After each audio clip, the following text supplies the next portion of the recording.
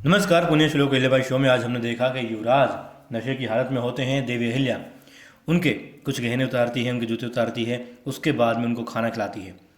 और खाना कैसे खिलाती है? उस तरीके से जैसे हम बचपन में किया करते थे, या बचपन में हमारे साथ होता था कि उसके नाम का ये बाइट उसके नाम की, मतलब इस तरीके से एक एक निवाला कभी वो कहती हैं कि ये मेरे लिए है, ये छोटे युवराज के लिए है, ये हमारी पक्कम पक्की दोस्ती के लिए है। धीरे धीरे युवराज को खिला रही हैं खाना। अब वो बात करती है कि आपकी और मल्हार राव सूबेदार जी नाराज़गी बढ़ती जा रही है, दूरियां बढ़ती जा रही हैं, मगर युवराज ये बातें सुनते नहीं। वो सो चुके होते हैं।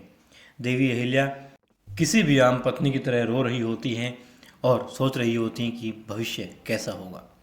सुबह हो जाती है, मल्हार राव सूबेदार जी कक्ष में आते हैं। देवी अहिल्या खंडेराव जी के पास में खड़ी होती है, उनको उठाने की कोशिश कर रही होती है। अरे कमाल की बात, मतलब कह दूँ, हरियाणा वाली कोई हो नहीं तो के को है।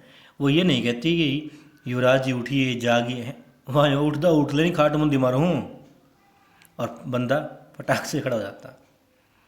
खैर, वो रानी है, देवी अहिल्या हैं, और प्रतीक्षा कर रही हैं युवराज खंडेराव उठ जाएं। और आ जाते हैं सूबेदार जी। हैरान हो जाती हैं देख करके कि बड़े सूबेदार जी आ चुके हैं खंडेराव जी के कक्ष में, और देखते हैं कि वो सो रहे होते हैं। उन्हें निराशा होती है और कहते हैं कि आप अपनी सासूबाई साहेब गौतमबाई रानी सरकार को बता दीजिएगा कि हम स्वयं आए थे खंडेराव से बात करने के लिए, मगर वो सो रहा है।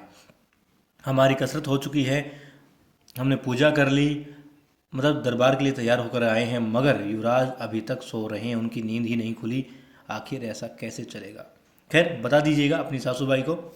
अब सूबेदार जी किसी भी आम पिता की तरह निराश होते हैं, दुखी होते हैं अपनी संतान से, और वहाँ से जा रहे होते हैं। फिर उन्हें मिलती है रास्ते में द्वारकाबाई साहेब, और वो लगाती है फिर मिर्च मसाला। कहती है कि खंडेराव जी के कक्ष से आ रहे हो आप? हाँ, यकीनन वो सो रहे होंगे, और जब से 7 साल बाद शिक्षा ग्रहण करके आए हैं तब से दिन भर सोते रहते हैं, देर तक सोते हैं, और रात को पता नहीं क्या करते हैं।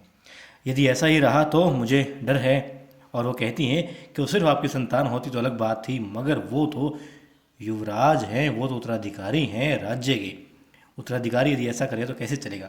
तभी आ जाते हैं गुन्नू जी और कहते हैं, सरकार आप यहाँ हैं, और कहते हैं कि मैंने जो तारापुर मुहिम है उसके लिए, जो तारापुर का किला है उसके आसपास के गांव वालों से मिलना जुलना शुरू कर दिया है। और आज अभी सुबह मैं गया था तो बहुत सारे गांव वाले ऐसे हैं जो हमारा साथ देने के लिए तैयार हो गए हैं। तब वो कहते हैं, गुन्नू जी बहुत बढ़िया, आप बहुत अच्छा काम कर रहे हैं, इतनी लगन के साथ कर रहे हैं, हम बहुत खुश हुए, बहुत खुश हो जाते हैं वो। और मन ही मन सोचते हुए जाते हैं कि जो अपेक्षाएं, जो आकांक्षाएं खंडेराव से हैं, मगर वो नहीं कर रहे। वो दिल तोड़ रहे हैं मल्हार राव का, और दिल पर दस्तक दे रहा है एक जुझारू बनने के नाते, एक लायक अपने आप को दिखा रहा है। उत्तराधिकारी ये होना चाहिए, ऐसा प्रस्तुत कर रहा है गुन्नू जी। और ये देख करके द्वारकाबाई साहिब कि हाँ, दिल में तुमने दरवाजे पर दस्तक दे दी है गुन्नू जी, उनकी पीठ थपथपाती है उनको। मतलब खुशी दोनों की देखने लायक थी इस वक्त, मगर होता खैर कुछ और है। अब क्या है, अब देवी अहिल्या रसोई में होती हैं और मन ही मन बातें कर रही होती हैं। खंडेराव जी मानते नहीं हैं, समझते नहीं हैं, उनके लिए थाल लगा रही होती है, कभी हलवा डालती हैं, कभी खीर डालती हैं, मगर मन ही मन बातें कर रही होती हैं कि अभी भी ऐसे हैं, अभी बचपना नहीं गया, पता नहीं कब सुधरेंगे। मतलब वही आम पत्नियों वाली बातें। आम पत्नियाँ मतलब यहाँ नहीं है कि वो आम है, नहीं, मतलब कि सिर्फ और सिर्फ जो स्त्री एक पति के बारे में सोच रही होती है वो। अब रसोई में दो लोग और दाखिल होते हैं, शारजा और देवी अहिल्या की सहेली रेणु। हाथ में टोकरा होता है सब्जियों का। वो कहती हैं सीधे बाग से आए हैं, और हंस रही होती हैं। तब देवी अहिल्या कहती है, इसमें हंसने वाली कौन सी बात है? बोले कि हम तो इसलिए हंस रही हैं कि तुम बिल्कुल एक मतलब चिड़ी हुई पत्नी की तरह बिहेव कर रही हो। पहले तुम युवराज खंडेराव जब यहाँ नहीं थे तब मृदंग से बातें किया करती थी, और अब जब वो आ गए हैं तब भी तुम मन ही मन उनसे बातें कर रही हो। हंसते हैं। फिर आ जाते हैं युवराज खंडेराव, और वो कहते हैं मैं भूख लगी है, खाना खाकर ही दरबार जाएंगे। देवी अहिल्या ने उनके लिए खाना जबकि निकाल चुकी होती है, मगर फिर भी कहती है कि खाना नहीं मिलेगा, आप पहले दरबार जाएं और फिर खाना खा लीजिएगा, दोपहर का खाना बनाने में भी वक्त है। और फिर वो एकदम से गिरने को हो जाती है देवी अहिल्या, थाम लेते हैं देवी अहिल्या को युवराज खंडेराव, फिर आंखों ही आंखों में दोनों खो जाते हैं, और युवराज खंडेराव चुटकी बजाते हैं तो देवी अहिल्या ख्वाबों से बाहर आ जाती हैं। और वो तीन, यानी परीक्षित भी तो साथ में होते हैं। युवराज खंडेराव अब जहाँ है, परीक्षित वहाँ है। तो शारजा, देवी अहिल्या की सहेली रेणु और प्रेषित अपना जो है चेहरा घुमा लेते हैं, पीठ कर लेते हैं उन दोनों की तरफ से। मगर जल्द ही देवी अहिल्या कहती, अरे आप लोगों ने अपने चेहरे क्यों घुमा रखे हैं? तब वो कहती है ऐसा कुछ नहीं हो रहा है यहाँ पर। और शारजा कहती है, अरे हमने तो इसलिए मुंह घुमाया था ताकि कुछ हो, हम तो चाहते हैं कुछ हो। अब देवी अहिल्या खंडेराव को कहती हैं कि आपको खाना नहीं मिलेगा, नहीं मिलेगा, नहीं मिलेगा। आप पहले दरबार में जाइए, कल जो बात हुई उसके बाद में भी आप दरबार में इस वक्त नहीं गए, आप कब समझेंगे? और फिर देवी अहिल्या वहाँ से चली जाती हैं। वो कहते हैं आज तो फल से काम चलाना पड़ेगा।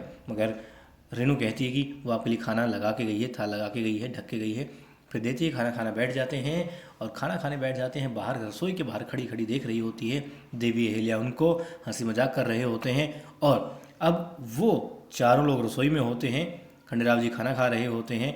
देवी अहिल्या रसोई से बाहर छिप करके उनको देख रही होती है और अब इन पांचों को देख रही होती हैं थोड़ी सी दूर से द्वारकाबाई साहिब, और खुश हो रही होती है, मन ही मन सोच रही होती हैं कुछ कि वाह मज़ा आ रहा है, दरबार वहाँ चल रहा है और एक दरबार यहाँ रसोई में लगा हुआ है। ठीक है, फिर क्या होता है? फिर दिखाते हैं दरबार में युवराज खंडेराव की अनुपस्थिति सबको खलती है, मल्हार राव सूबेदार जी को भी खलती है। मगर फ़ायदा उठा जाते हैं गुनु जी।